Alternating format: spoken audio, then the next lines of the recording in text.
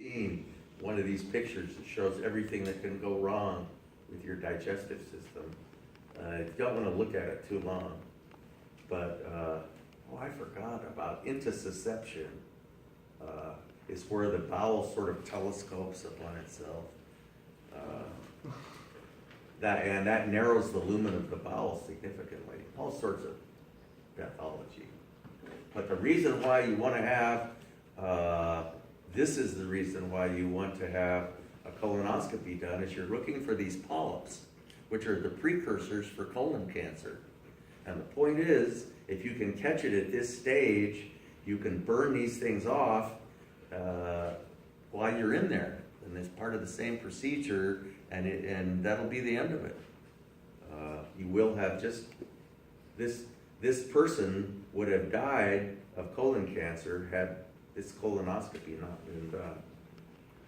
And there's this tool, they insert this tool and put a little wire around the polyp and run electric current through it, and it burns this polyp right off. And then they will take it out, send it in for a biopsy, and see if they got it all, but generally they do. And that's it, that's the end of it. So that's why everyone should have a couple colonoscopies in their lives. Around age 50 maybe, to start doing it. Okay, so let's talk about the defecation reflex. Normally the rectum is empty. Okay? When muscle contractions propel fecal material into the rectum, stretch receptors are triggered. As a result, there are two anal sphincters, just like there were two urinary sphincters. One of them is smooth muscle that we can't control, and one of them is skeletal muscle that we can control. And it's the same principle, except that this is one that we can ignore in many cases, whereas the one for urination is pretty hard to ignore after a while. Anyway, it is then up to the individual, while we have the internal anal sphincter relaxes.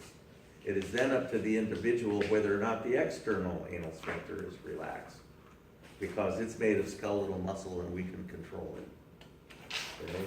And so you see the internal anal sphincter and the external anal sphincter. And so we have stretch receptors, fecal material is propelled into the rectum, that sends afferent impulses into the cord, and efferent impulses come back out and cause the internal sphincter to relax, and then it's up to the cerebral cortex to decide whether or not you want to relax the external anal sphincter. Okay. We've all heard of hemorrhoids, pretty easy to really to avoid.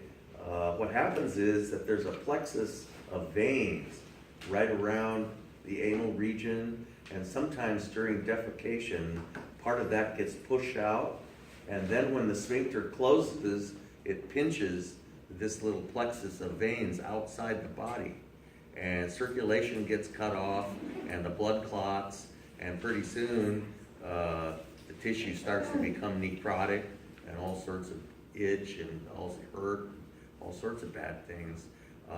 If you detect this happening, you can actually palpate it when you're in the shower or something and push it back in. It's as simple as that.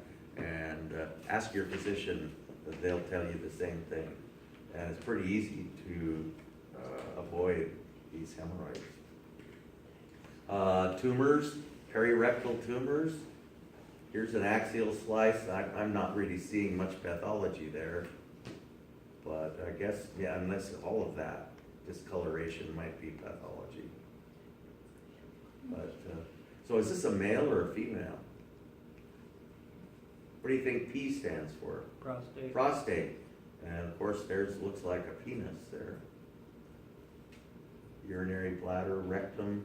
You can see why they do a digital rectal exam to palpate the prostate in males. To feel whether or not it's enlarged.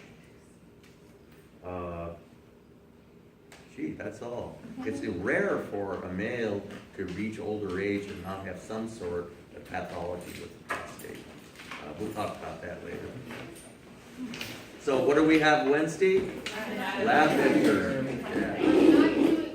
Are we not doing another lab with it since there's no lab? Oh, that's all we're doing is the lab midterm, that's it. And then we're done with anatomy.